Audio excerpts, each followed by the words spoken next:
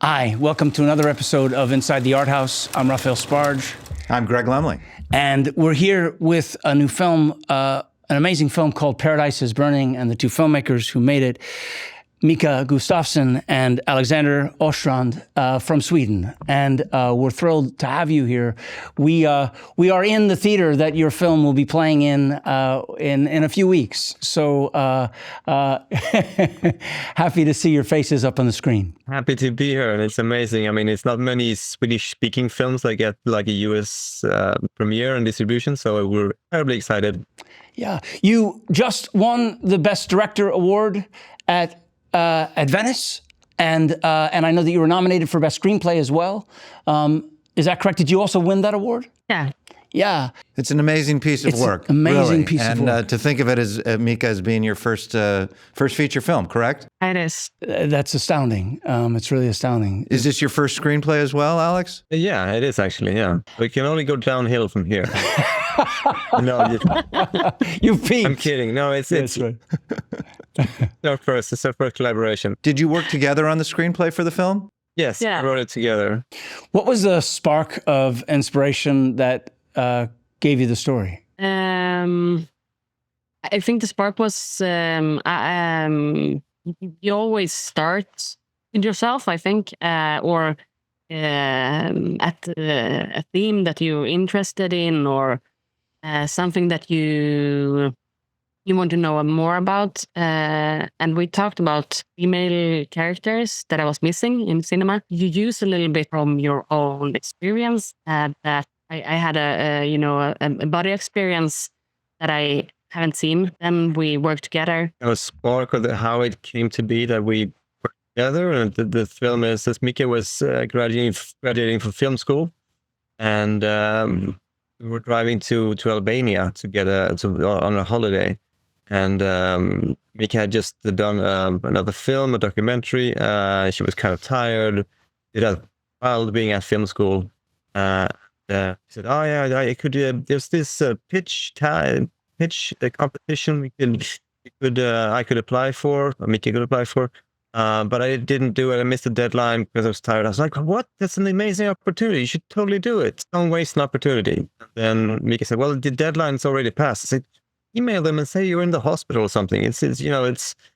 And she did, and they say, "Oh, hospital, you can totally apply on Monday." And we went to like an old internet cafe. We don't know if you have those in America, but in Albania they didn't have Wi-Fi at the time. And then we sat down, and I said, "Oh, I'll write something, and you see if you like it. If you don't, throw it away or whatever." And Mika went outside and smoked a cigarette, and I wrote something. And she came in. It's like, "This is good, but this is terrible. Get away." You rewrote it, and I came in and like, we can do this. And we kind of did that until I said, "Okay, this is good enough." Sent it in, got an email a few weeks later that Mika's been accepted to the pitch competition. Pitched it, won it. That was the start. And we got some money to develop the script. That's what the start was. You make it look easy. And a whole generation is going to just start making movies. But that's what's happening. It's fantastic. Yeah. All you need to do is chain smoke in Albania, and you'll have a hit movie. It's all there. Mika, I love what you wrote where you talked about how it wasn't about female empowerment, but about female expression and about freedom and about being themselves. And the characters, the girls in this movie are so fully expressed. Can you talk about that? I don't know what to say. We worked we worked with the characters a lot. It was really important. Show all these different sides that they have and make it complex. And I think, sometimes when you really miss something, and you get the energy of, like, I need to create this because I need to see it. I need to see it myself. And I think that was an energy that made us going over the script again and again and again. I'm so interested in acting and making acting looks like real life. So we talked a lot about, like, also because Alex is also an actor, we talked as an actor and a director. when we wrote. Like, how is the dialogue? How do you make the dialogue authentic? Because a lot of times when you watch cinema, it's like, oh, it's a woman, it's a girl. Yeah, What if they're good, they're bad, they're greedy, they're nice, they're vulnerable as well? Let's have all sides. Make them human beings, not like a girl. yeah, that's true. It's not about like female experience. It is about the human experience that hasn't been shown in a female body. Do you understand what I mean? I do. So sometimes we actually, when we were writing, we changed the gender of the three sisters. Sometimes we wrote it as three brothers. Sometimes we changed gender also on, Hannah, the woman that Laura is meeting. Like, what if it was a boy and a man?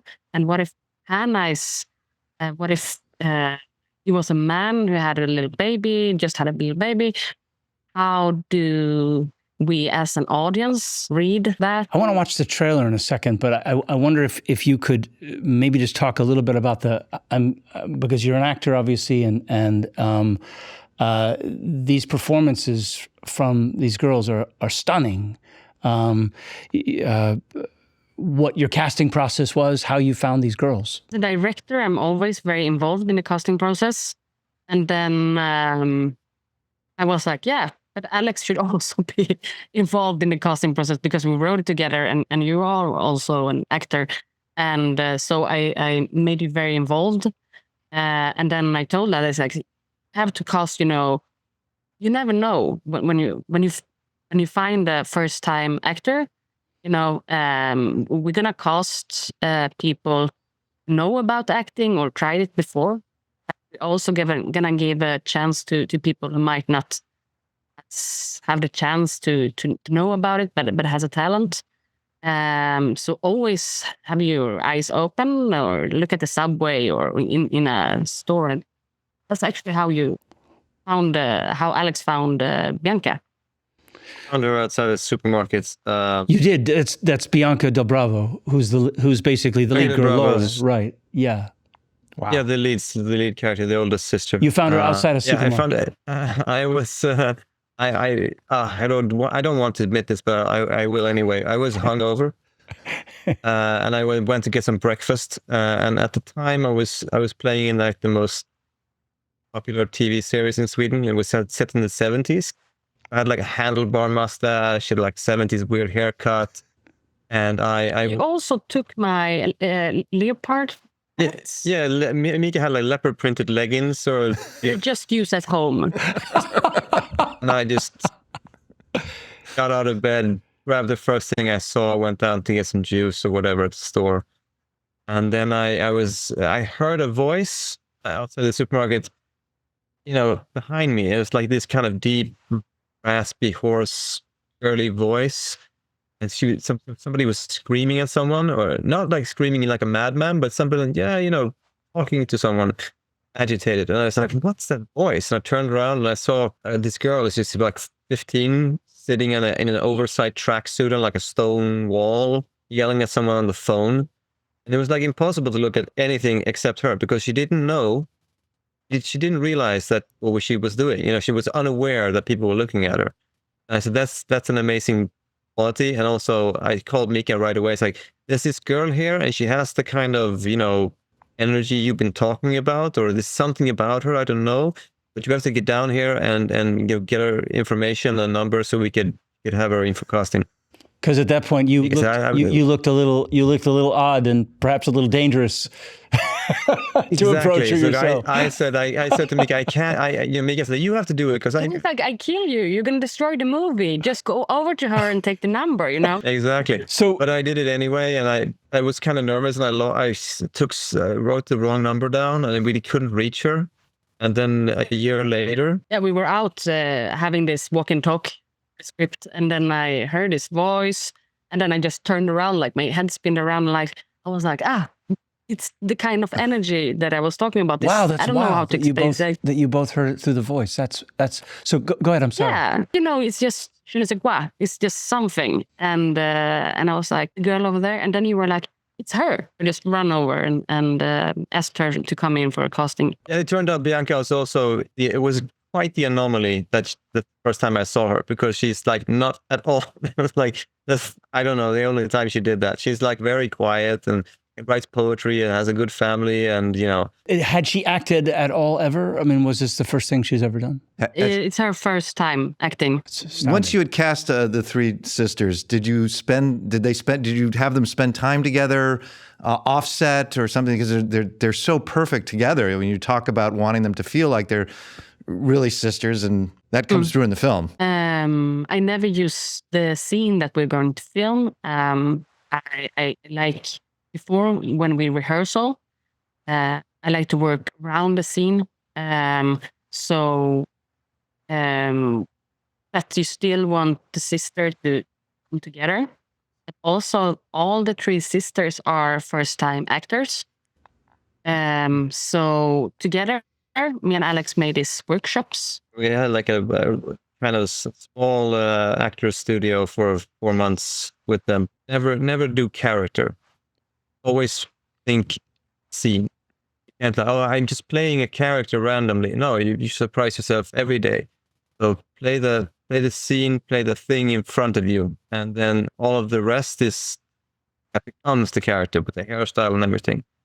But like you said, we had them practice like Brazilian Jiu-Jitsu together, so they would feel like they were sisters, not like be estranged on the set. It's about giving them a confidence, and also create a bond between actor and director. Yeah, I mean, Mika has like the X factor. She doesn't like to admit it, but she does. It's something actors gravitate toward Mika, and they trust her with their life. I think, but also because, Mika, you said once. You said once. You said, "I will never ask you to do anything I wouldn't do myself." The youngest sister, Steffi, says, "Have a weird haircut." Yeah. And Mika said, "I will cut the same weird haircut as you have," and she did to get the trust. So for the entire, shooting, Mika had like a hat on. Wow. Talk about really Commitment and really making sure your actors feel safe. The intimacy between the three of them is astounding. Tell you what, let's just do this. Can we play the trailer for a second? I think this will sort of speak volumes.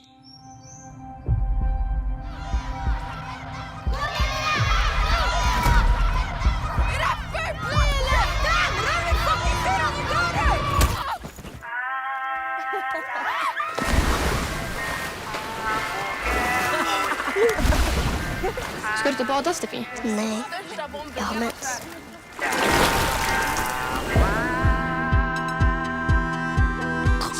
Är du sminkat? Fint. Bada bara inte för länge, annars bränns det. Jag vet. Sen till det luktar bränt. Var har du varit? Har du pratat något med mamma på sistone?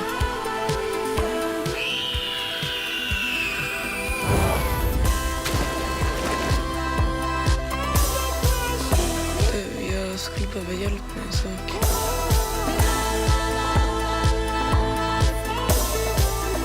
Varje gång du går, gå då! Jag gör allt för dig! Jag gör allt gratis, eller? Men vad gör du?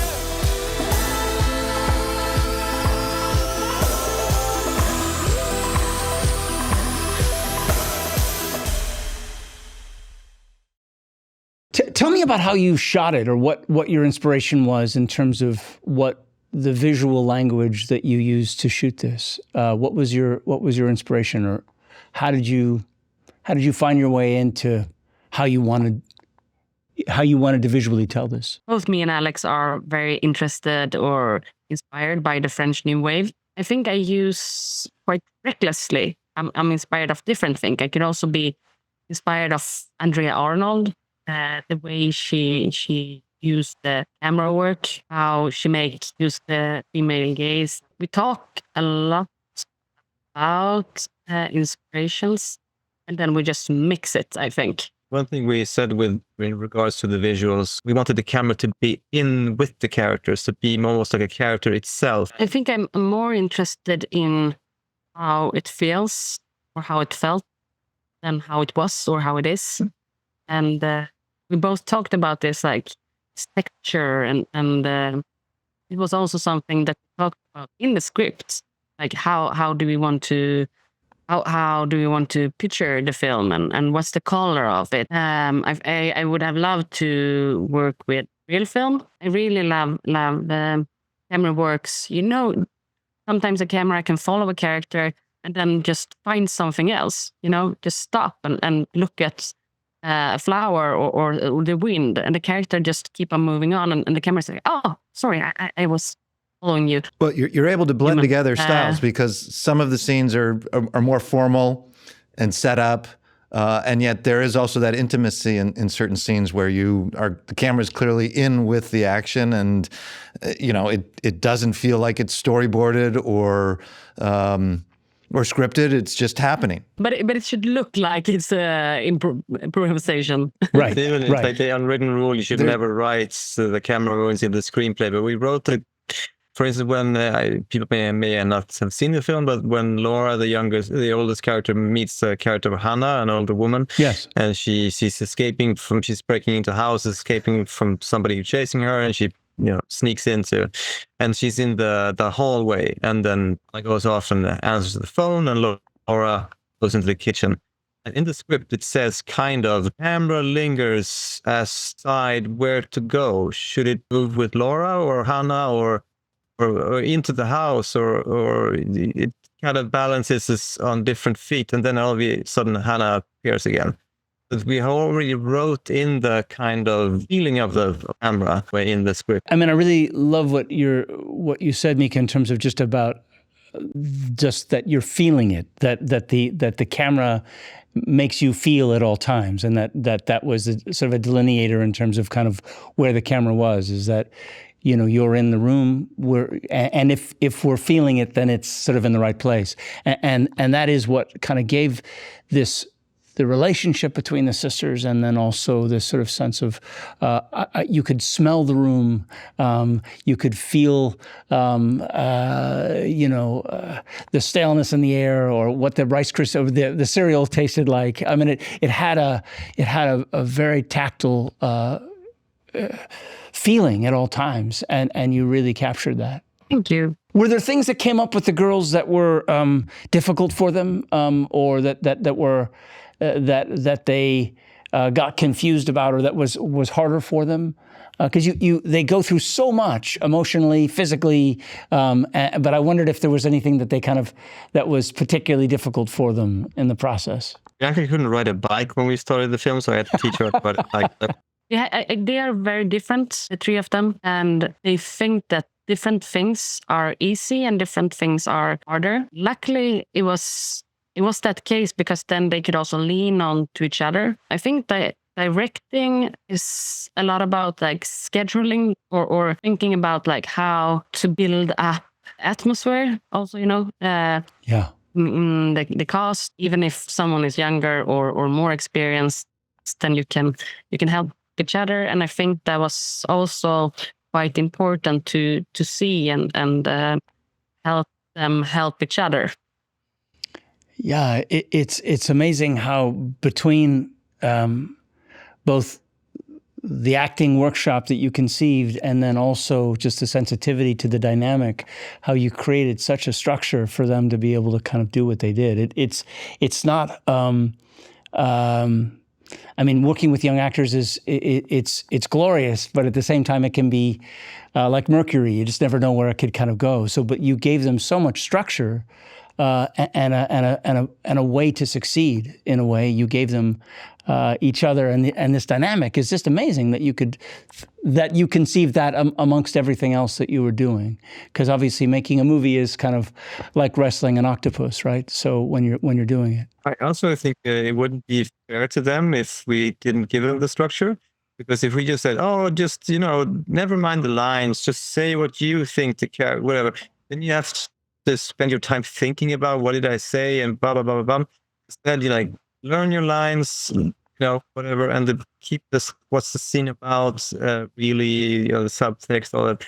And if you prepare them well enough, they have that foundation. Otherwise, they spend their whole time thinking about themselves. What you clearly did was you brought both a sense of kind of, you took care of them.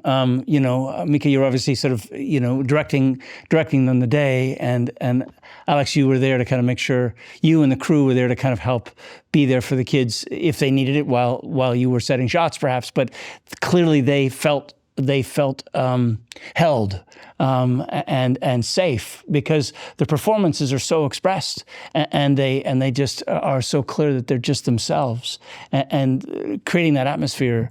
It's wonderful to have both of you there. It translates into the performances in an amazing way. And also, as Alex said, like a team, when you work with first-time actors and also kids, the team is super important. And also the stage fighting coordinator was amazing, and the intimacy coordinator was amazing, and you create this whole bubble around them, of course. And if you are, it's the whole summer. It has to be an experience that is really like amazing and fantastic. And then it's a long relationship. Also, I think when you work with kids, I also had to say, like, it's responsibility to them until they are 18, actually. Like, we still follow them, and we still meet them, and we still talk to them, and try to give advice. And have any of them decided that they want to pursue acting further? They do want to, but they are kids, and sometimes we also like to say, like, you don't have to do everything. Yeah. What was the experience of them seeing the movie for the first time? I know even for experienced actors that can be shocking. How did you navigate that for them? It's always nervous when you show the actors, even for the first time, try to show them some scenes. But then I remember when we invited them to a cinema, just them and us, and it's always nervous. And I remember when I was also like, they are maybe younger than you imagine the audience. And I remember when I really liked this movie. It was good. And I was like, okay. They were able to see. They were able to see beyond their own individual performance and just sort of appreciate the film, which is fabulous. Yeah. And then we had like the Swedish Film Institute has a small theater, so we had just us and them. And then of course it was Venice, the grand premiere at the Sala d'Arsenal, like I don't know. That was crazy. 800 wonderful. people.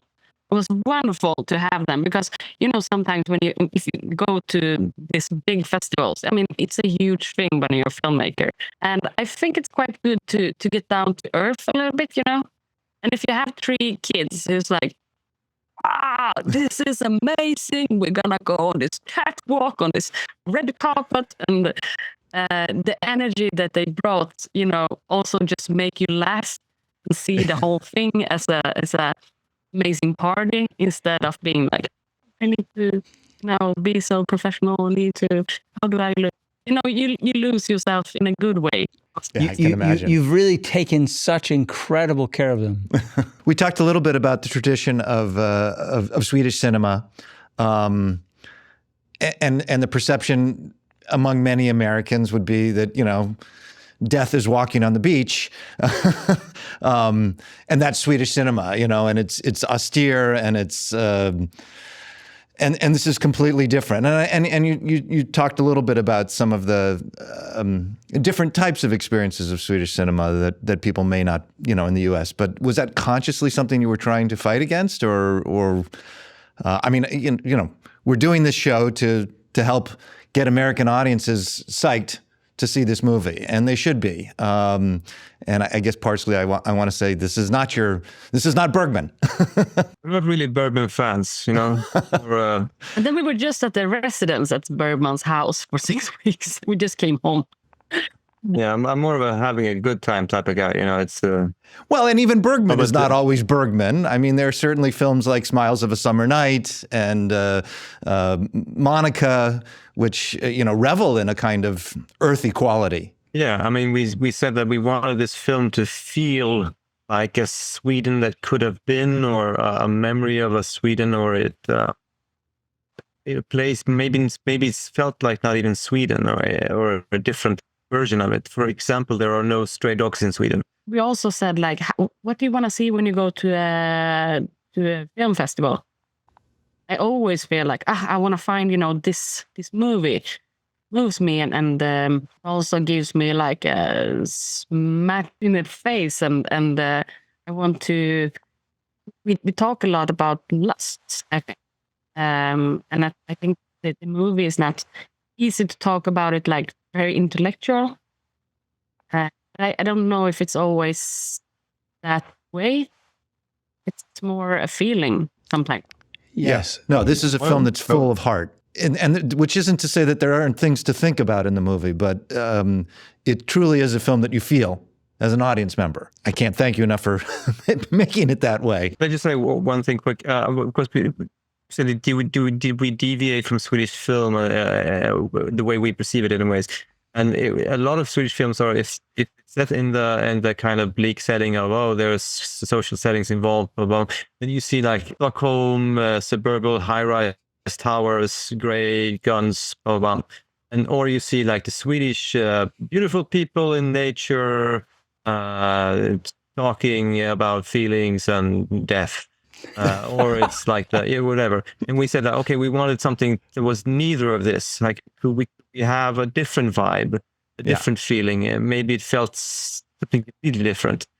Right. It exists in its own universe in some kind of way. It's I mean, look, in an American film about children, absent adult supervision, there's almost an assumption that something is going to go terribly wrong. And sometimes I sat there watching the film and saying, okay, when is the really bad thing going to happen? So it doesn't have that, but other than that, it really could be anywhere. There's a certain fantastical quality about it in that sense. How has it played in Sweden? It was very well received. We won Best Picture, our National Film Awards, and got top reviews from all the papers, and audience really also gravitated towards it. The funny thing, or the thing we didn't expect, because the film is made for an adult audience. I mean, maybe some people perceive it, it's about 3 kids, it must be a teen movie, but it's no more a teen movie than Your Name is a teen movie. Right. Boy, for instance. So, but of course, like a lot of teenagers gravitated towards the movie because it's depicting them in a way. Sure. And then a lot of, it was really like 65-year-old men liked the film and 12-year-old girls liked the film. So it was kind of cross audiences really appreciate. I'm remembering when I was a young boy coming to this theater even and watching Small Change, Truffaut's film, which also has certain segments and characters that are also sort of existing on the fringes and without adult supervision. But that was a film that I could see as a young person and have an introduction to foreign film and different styles and feel completely connected to it. And I think this is a film that you could absolutely be bringing your young daughters to see. Yeah, without a doubt. You're now having your American sort of distribution in New York and Los Angeles. What is that? Was that in your wildest imagination that you would be that you would finally be able to kind of make that journey to America as well? But we were totally wishing. It was something that we talked about, and I think it's the same as like the Venice premiere. It would be really nice to win a prize there. So we were talking about this, and we were also talking about like, we really want a distribution in the USA, and that would be amazing. And we've been talking about it like all this year. Like maybe it's gonna happen. Will it happen? And then we just get an email like it's going to happen, and we're like, we're going. So we both, or the 3 of us, are going. Like baby is also coming to New York. That's great.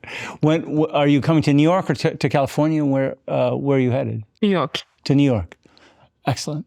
There is something extraordinarily self-assured about this movie. The fact that it's your first feature is astounding. Every part of it is calibrated and beautifully emotionally. It's an incredible emotional journey, and there's such sort of confidence in the storytelling, in the performances, in the filmmaking. It's remarkable as a it's so hard to make any movie, to get it made, let alone even to actually complete it. But this as a completed film is so it's so. What did you say? Singular in terms of its ability to kind of communicate so powerfully. It really just socks you in the heart. Yeah. So often when I'm seeing films and talking with filmmakers, and you can sort of see the influences and the way they're trying to talk about not only their relationship with the characters in their film, but just film in general. And as I'm watching this movie, I was just it exists in its own kind of, it doesn't seem to owe a debt to anything. So I just say congratulations for that. And I know it does, and we've talked about that, and there were things that inspired you, but it also just is truly a unique vision. And that's something very rare to see and something really welcome. I remember I first saw her first kind of short film, showed it to me, and she's a genius. I mean, she has that kind of fingerprint only truly great directors have. I hate to ask this question because, of course, it's it's so exciting what you've done. But what's next? I mean, what are you on to the next project? Is there something that you're sort of are you? I mean, you just had a baby 4 months ago, so you obviously have your hands full. But what? We just wrote a new script. You did. Yeah.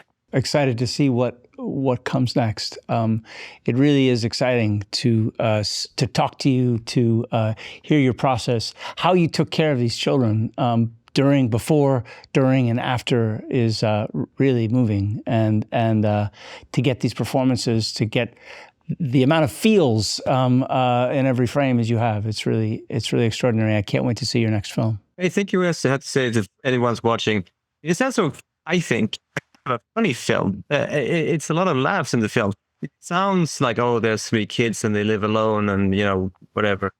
But I think it's a really funny film.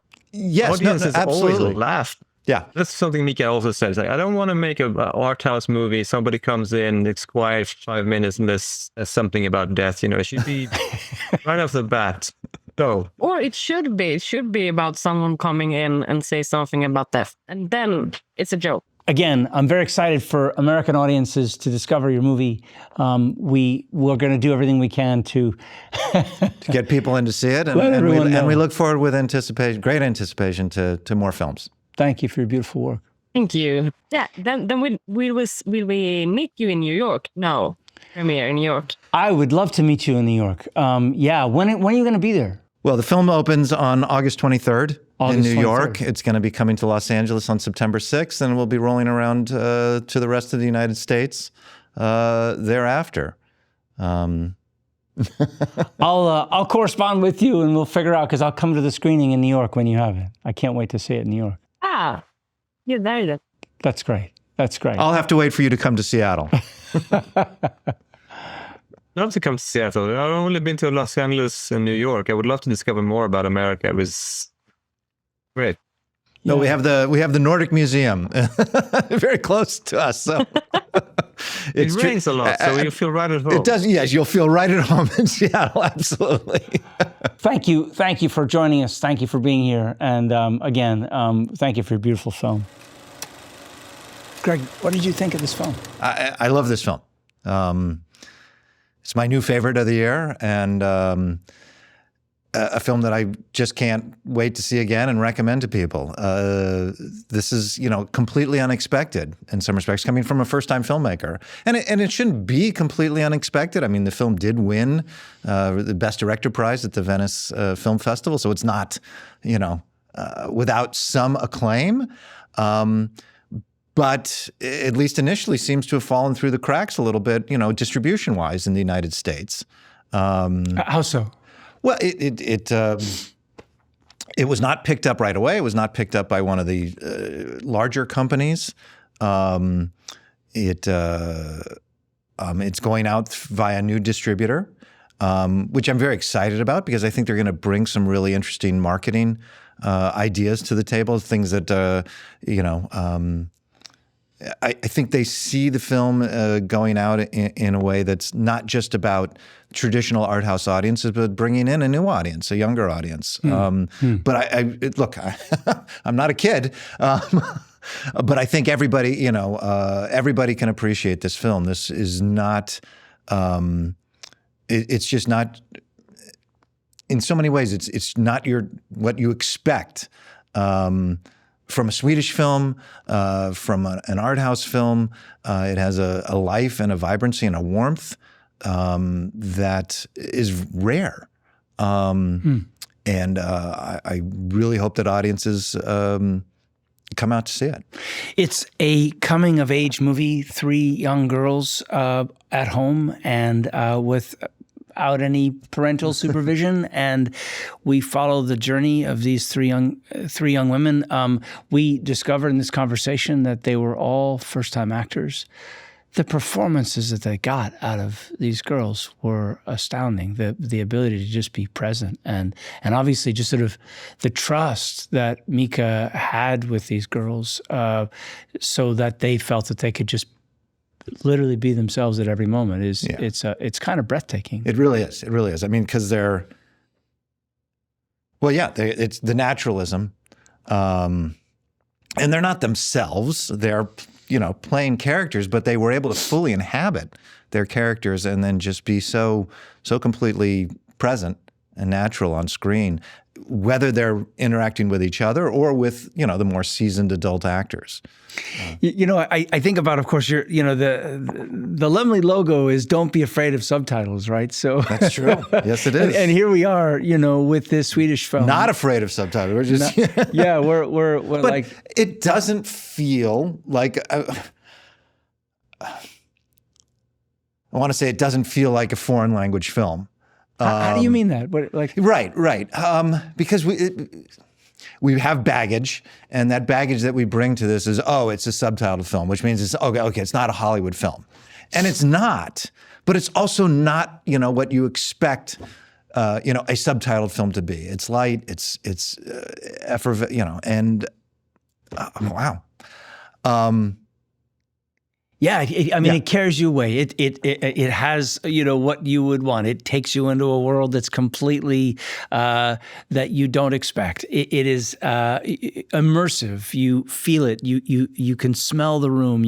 It's tactile. The journey is funny and surprising and beautifully shot, but also in this case, really moving. In the conversation with her, that is Mika, she kept talking about, I just want to make sure that you can feel it, and she there's a sensibility of the way it's shot, how the scenes play, where they cut the scenes in terms of, because some scenes don't end, and then then you just find yourself in the next scene and you follow her, but you're always umbilically connected to this world through this director. And look, it's hard sometimes. I mean, in the world that we're living in, the world that we as parents and adults have passed on to our children, and sometimes the hopelessness, maybe not hopelessness, but the fear, the dread of climate change or this, that, or the other. And in a movie where you could so much feel that maybe there is this, these girls could look at the older generation and be upset with them from what they've been given, and they're just loving life. They are. And they're not. There's no sense at any point that they're upset or. I think they look at us adults and like, what's the problem? Right? Yeah, I feel sorry for you guys, but I'm doing great. Yeah, right. Yeah, I just want to underline, when you say this is your favorite movie of the year, that's how significant that is as relates because of how many movies you see in any given week, and how you are obviously sort of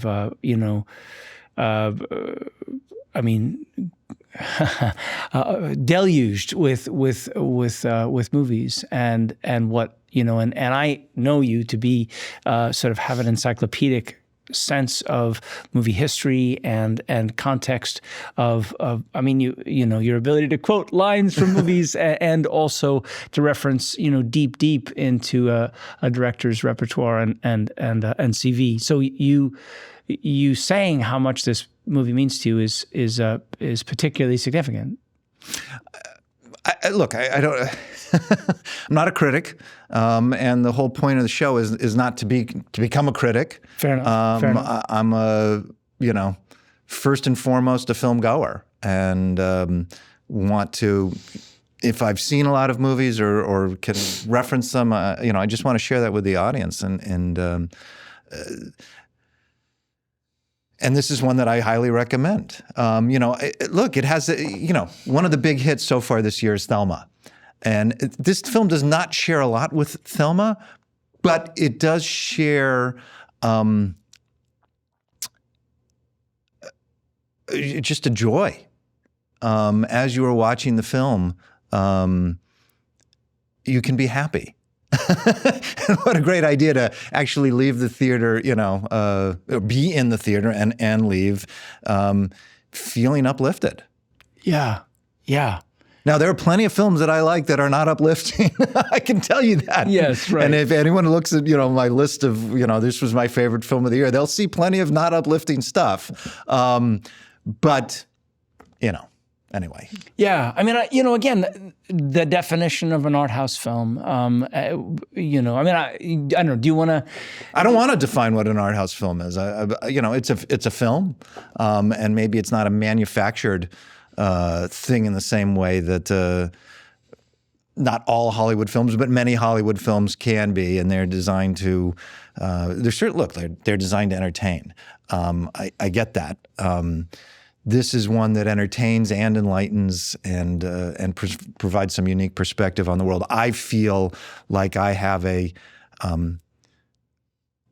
different appreciation for what the world could be for these, for these characters, for these, these girls.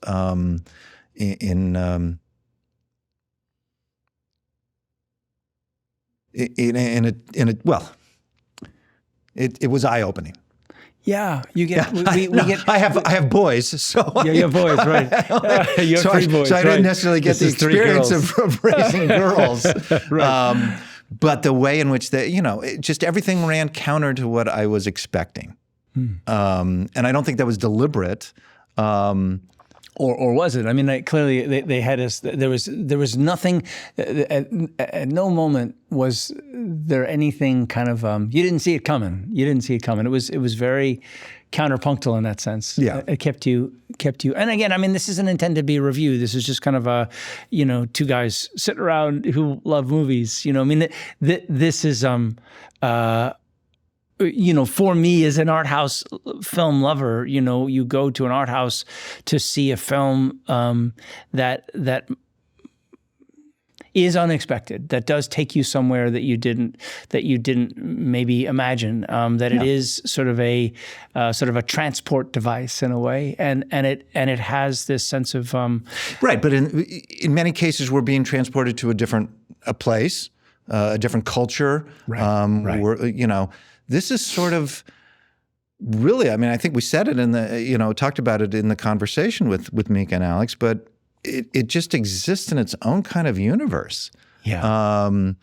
And in that sense is truly, different. Right. And a definition. So whatever expectation, audiences are bringing when they come to see this movie, there's a level where I don't want to tell them too much, but don't be afraid of subtitles. Right? Certainly don't be afraid of subtitles.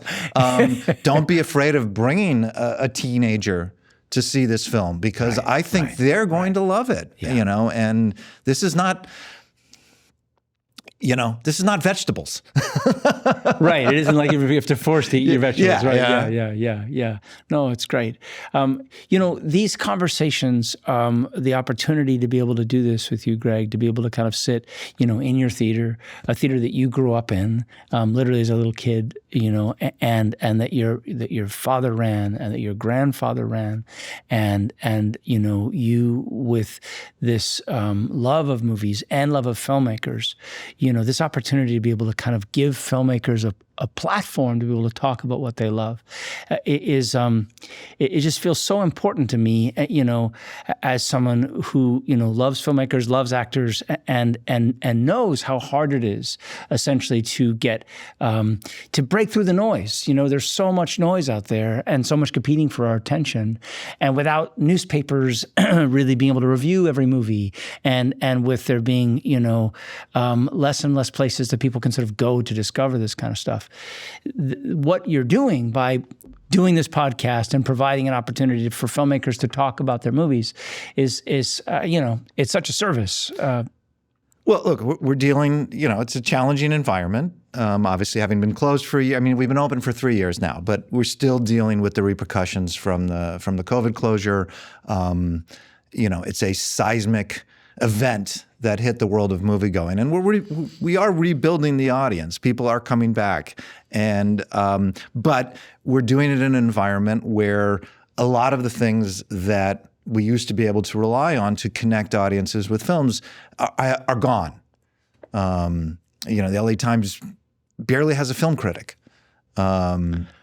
To review smaller films. Brutal. So, and certainly in a world where you no longer open the Friday paper and see a half or a dozen reviews and a process of discovery about reading something and a rave review and saying, I hadn't heard about that film, but I have heard about it now, I'm going to go. We've got to be able to connect an audience. Now, And I think with a film like this, we have to be able to try to connect all audiences. I can't think of anybody that wouldn't enjoy this film. I know that sounds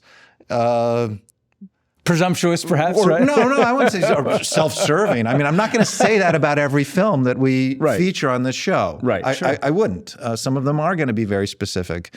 The challenge on this one is that it could appeal to so many people. And so many audiences, and that sounds that